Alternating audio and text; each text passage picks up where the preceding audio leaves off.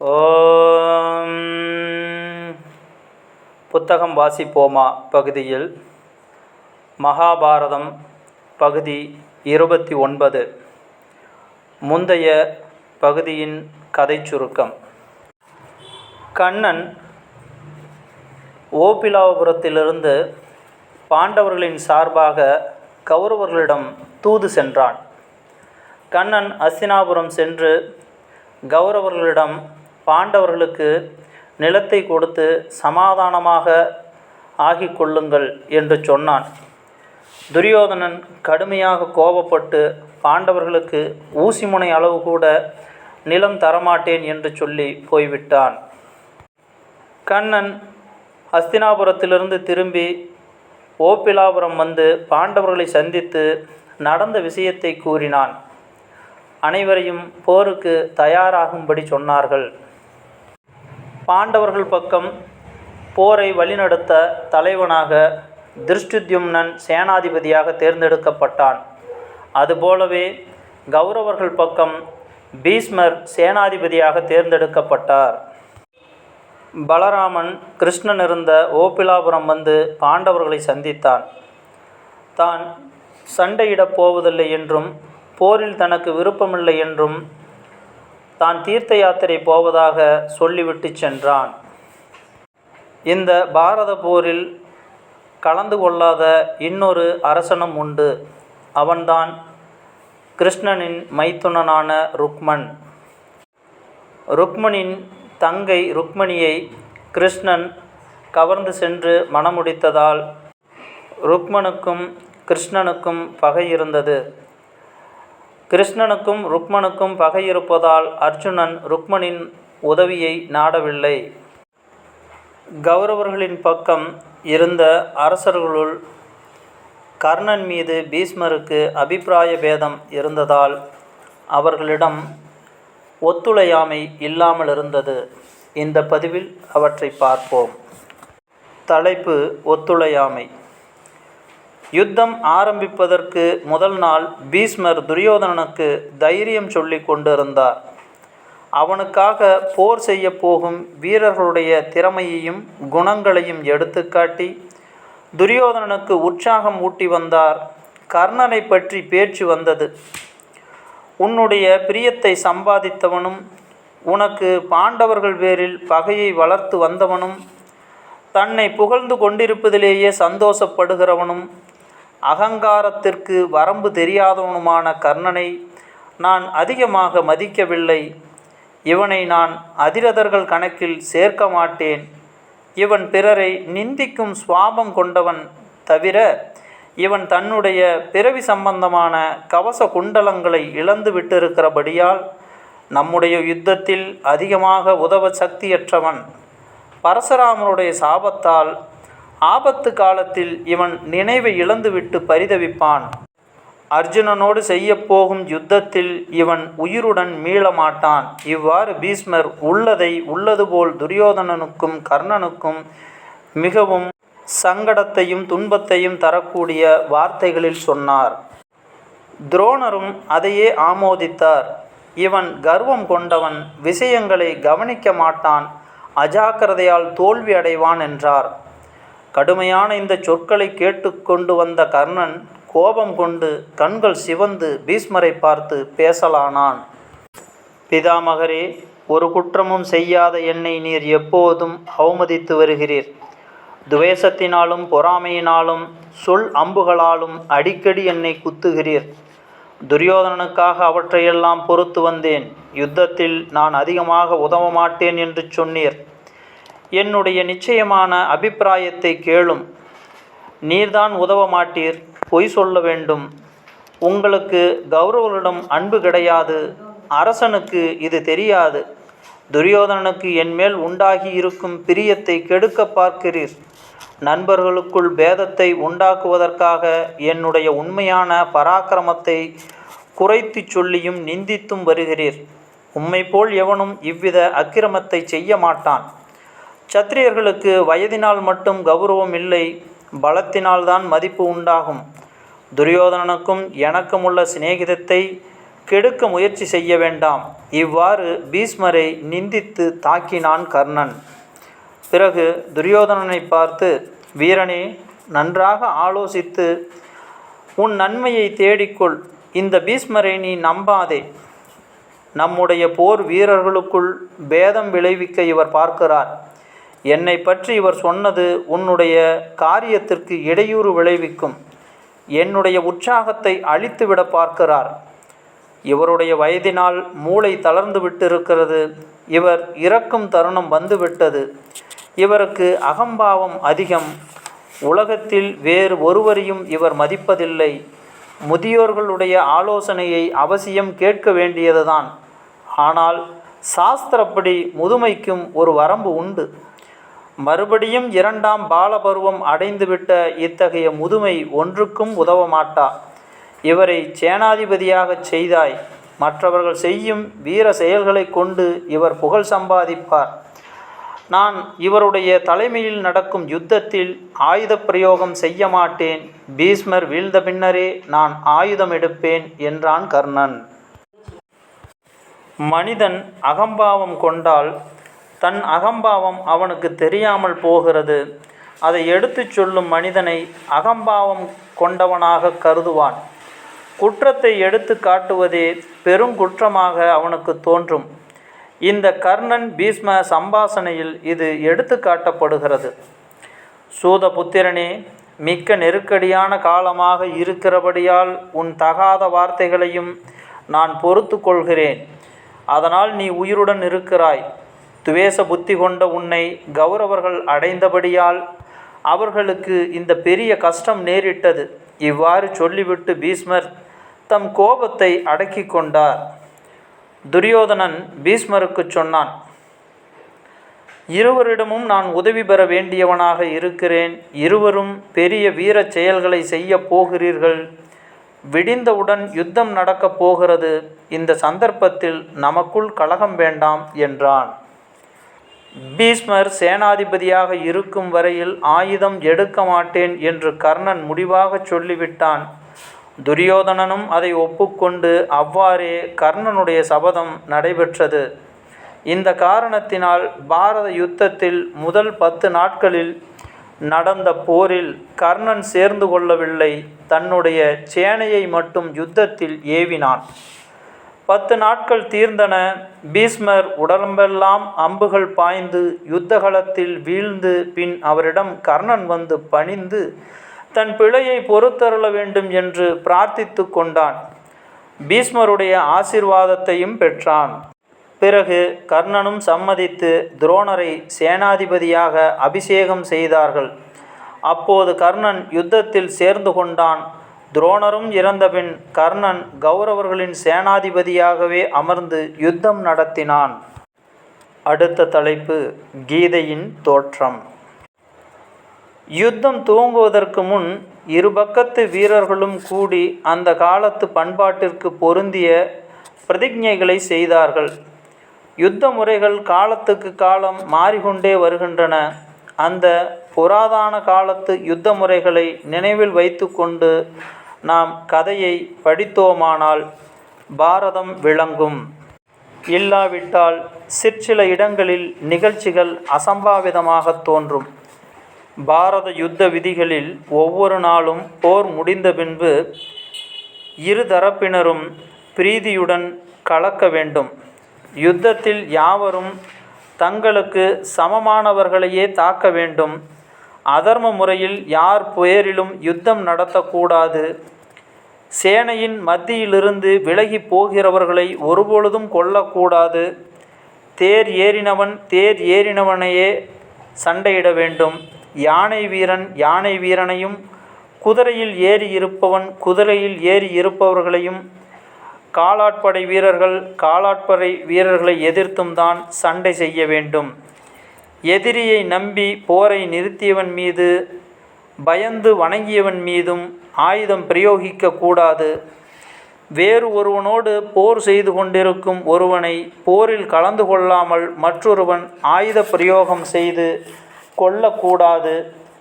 ஆயுதம் இழந்தவனையாவது கவனம் செலுத்தாமல் இருப்பவனையாவது புறங்காட்டி ஓடுபவனையாவது கவசம் இழந்தவனையாவது கொல்லக்கூடாது. ஆயுதங்களை எடுத்து கொடுக்கும் பணியாட்கள், பேரிகை அடிப்பவர்கள், சங்கம் ஊதுகிறவர்கள், இவர்கள் மேல் ஆயுத பிரயோகம் செய்யலாகாது. இவ்வாறான யுத்த முறையை கௌரவ பாண்டவர்கள் இருவரும் அங்கீகரித்து பிரதிஜை செய்தார்கள். காலப்போக்கில் நியாய அநியாய கோட்பாடுகள் மாறுதலடையும். இக்காலத்து போரில் உபயோகிக்கப்படும் எல்லா சாதனங்களும் குதிரைகள் முதலிய ஊமை பிராணிகளுக்கு சிகிச்சை செய்ய வேண்டிய மருந்தும் கூட அளிக்கப்படுகின்றன. எவ்வித வரம்பும் கிடையாது. முற்காலத்தில் இவ்வாறல்ல. ஆயினும் அக்காலத்தில் பின்பற்றி வந்த நியமங்கள் அக்காலத்திலேயே சில சமயங்களில் பல காரணங்களால் புறக்கணிக்கப்பட்டதாக பாரதத்தில் காண்கிறோம். விசேஷ சந்தர்ப்பங்களும் காரணங்களும் கூட அவற்றால் நியதிகள் சில சமயம் புறக்கணிக்கப்பட்டு வரவர அந்த நியதிகள் அழிந்து போய் புது நியதிகள் உண்டாகின்றன.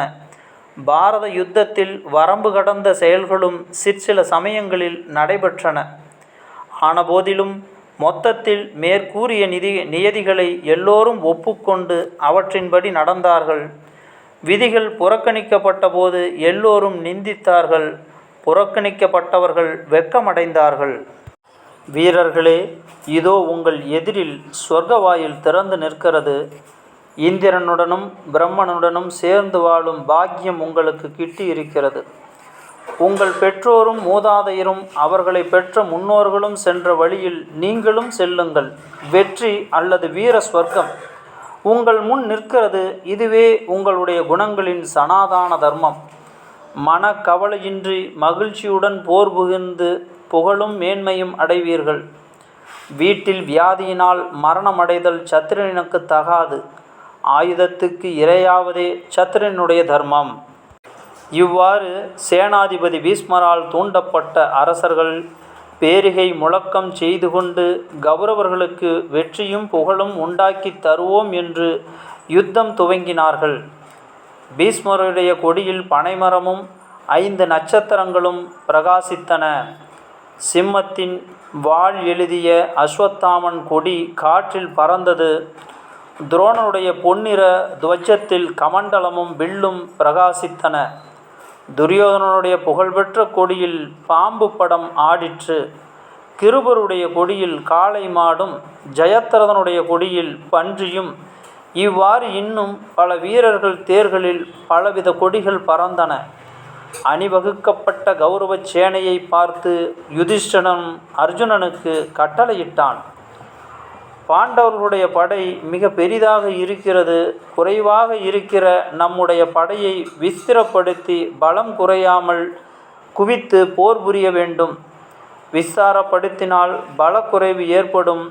ஊசிமுக வியூகமாக நம்முடைய படையை அணிவகுப்பாயாக என்று தனஞ்சயனுக்கு உத்தரவிட்டான்.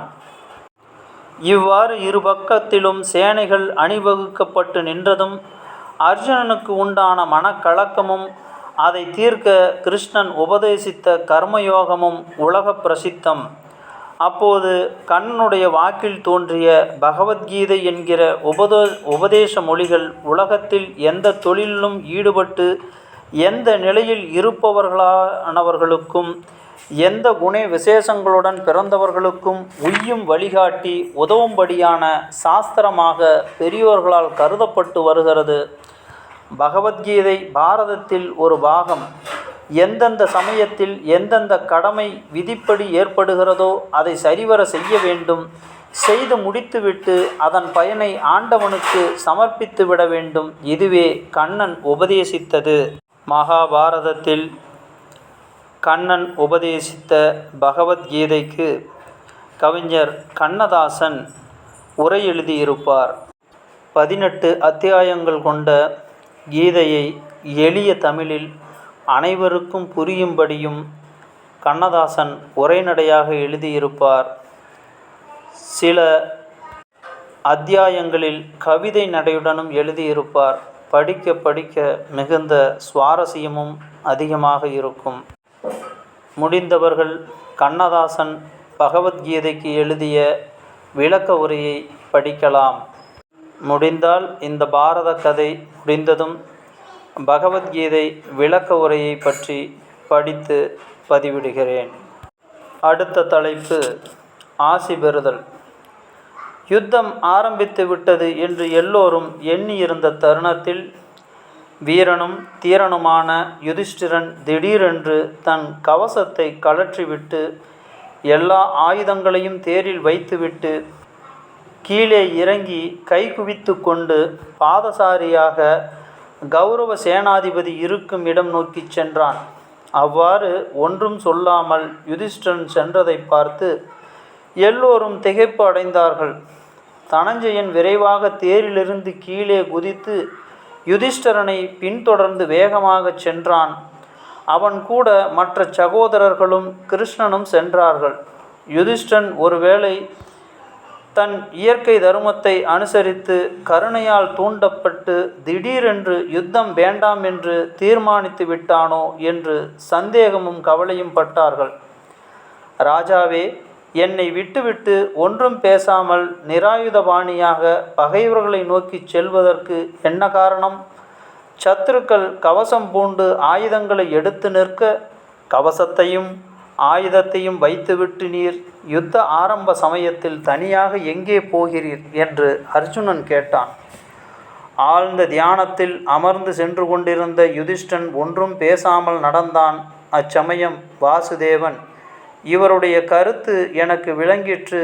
யுத்தம் துவங்குவதற்கு முன் பெரியவர்களிடம் அனுமதி பெறச் செல்கிறார். பெரியவர்களிடம் அனுமதி பெறாமல் யுத்தம் செய்தால் அது நிந்தனைக்கு இடமாகும். பீஷ்ம துரோணரிடம் அனுமதி கேட்கவே தர்மபுத்திரர் நிராயுதபாணியாக செல்கிறார். இது தர்மத்திற்கு இசைந்ததும் வெற்றி உண்டாகத்தக்கதுமான முறை என்றார். துரியோதனுடைய சேனையில் இருந்தவர்கள் யுதிஷ்டன் கைகூப்பிக்கொண்டு பீஷ்மரிடம் வருவதைக் கண்டு, அதோ பார், நம்முடைய சேனையை கண்டு பயந்து போய் சமாதானம் பெற யுதிஷ்டன் வணங்கி வருகிறான். இந்த கோழை மனிதன் சத்திரிய ஜாதிக்கு அவமானம் தருவதற்காக பிறந்தவன் என்று ஒருவரோடு ஒருவர் சந்தோஷமாக பேசிக்கொண்டு தர்மபுத்திரனை நிந்தித்தார்கள். பகைவர் படையில் ஆயுதபாணியாக நின்ற வீரர்களில் யுதிஷ்டிரன் நுழைந்து பீஷ்மர் இருந்த இடம் சென்று அவருடைய 2 பாதங்களையும் 2 கைகளால் தொட்டு வணங்கி, எவராலும் ஜெயிக்க முடியாத வீரரே, உம்முடன் போர் புனிய துணிந்த எங்களுக்கு யுத்தம் துவக்க அனுமதி தர வேண்டுகிறேன். எங்களை ஆசீர்வதிக்கவும் கோருகிறேன் என்றான். பிதாமகர் பீஷ்மர், குழந்தாய், பாரத குலத்தில் பிறந்த நீ குலத்தினுடைய தர்மத்தின்படி நடந்து கொள்கிறாய். நான் மகிழ்ச்சி அடைந்தேன். யுத்தம் செய், ஜெயம் பெறுவாய். எனக்கு சுதந்திரமில்லை, பராதீனமாக இருக்கிறேன். நான் கௌரவர்கள் பக்கம் யுத்தம் புரிய கட்டுப்பட்டவனாக இருக்கிறேன். ஆனாலும் உனக்கு தோல்வி இல்லை என்றார். இவ்வாறு அனுமதியும் ஆசியும் பெற்ற யுதிஷ்டிரன் ஆசாரியரான துரோணரிடம் சென்று அவரையும் வலம் வந்து பணிந்தான். துரோணரும் தர்மபுத்திரனை ஆசீர்வதித்தார். பொருளானது எவனுக்கு அடிமைப்படாது, மனிதனே பொருளுக்கு அடிமைப்பட்டவனாகிறான். நான் கௌரவர்களுக்கு கட்டுப்பட்டு போனேன். அவர்கள் பக்கம் யுத்தம் செய்வேன். ஆயினும் உனக்கு ஜெயம் நிச்சயம் என்றார். இவ்வாறே கிருபரிடமும் மாமன் சல்லியனிடமும் போய் தர்மபுத்திரன் ஆசி பெற்று திரும்பினான். போர் துவங்கிற்று. முதலில் வீரர்களுக்குள் துவந்த யுத்தங்கள் நடந்தன. அதாவது சமமான ஆயுதங்களுடன் ஒருவர் ஒருவரை தேடி எடுத்து சண்டை செய்தார்கள். பார்த்தனை பீஷ்மர் எதிர்த்தார். சாத்யகி கிருத்தவர்மாவை எதிர்த்தான். அபிமன்யு பிரகத்பலனை எதிர்த்தான். துரியோதனனை பீமன் எதிர்த்தான். யுதிஷ்டிரன் சல்லியனை எதிர்த்தான். திருஷ்டித்யும்னன் துரோணரை எதிர்த்து இருவருக்கும் பெரும் யுத்தம் நடந்தது. இவ்வாறு அநேக வீரர்கள் யுத்த தர்மப்படி துவந்த யுத்தம் நடத்தினார்கள். இவ்வாறு சம வீரர்களுக்குள் நடந்த ஆயிரக்கணக்கான துவந்த யுத்தங்களை தவிர சங்குல யுத்தம் நடைபெற்றது.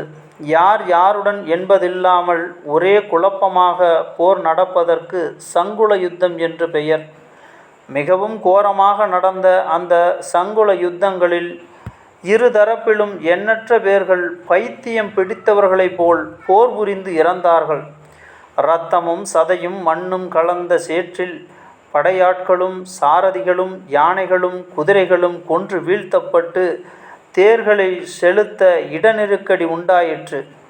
தற்கால யுத்தங்களில் துவந்த யுத்தம் என்பது இல்லை, எல்லாம் சங்குலமாகவே நடைபெறுகிறது. பீஷ்மர் தலைமையில் கௌரவ வீரர்கள் 10 நாட்கள் யுத்தம் நடத்தினார்கள். பீஷ்மர் வீழ்ந்தபின் துரோணர் தலைமை வகித்தார். துரோணரும் இறந்தபின் கர்ணன் கௌரவ சேனைக்கு தலைவனானான். 17ஆம் நாள் யுத்தத்தில் கர்ணனும் இறந்தான். அதன் பின் சல்லியன் தலைமை வகித்து கௌரவ சேனையை நடத்தினான். பாரத யுத்தம் 18 நாள் நடந்தது. யுத்தத்தின் பிற்பகுதியில் அநேக கோரமான அதர்ம முறைகள் கையாளப்பட்டன. தர்மம் ஒரே நாளில் திடீரென்று கெடுவதில்லை. அவ்வப்போது சங்கடமான நிலைமைகள் நேரிட்டு தர்மத்திற்கு சோதனை உண்டாகிறது. பெரியோர்களும் தவறு இழைத்து விடுகிறார்கள். பிறகு அதை பார்த்து மற்றவர்களும் அதர்மத்தில் இறங்கி விடுகிறார்கள். இவ்வாறே அறம் ஒழிந்து மரம் ஓங்கும் காலம் உலகத்தை ஆட்கொள்கிறது. அடுத்த தலைப்பு முதல் நாள் யுத்தம். அடுத்த பதிவில் பார்ப்போம். நான் உங்கள் கோவிந்தராய் சுப்பிரமணி. நன்றி, வணக்கம்.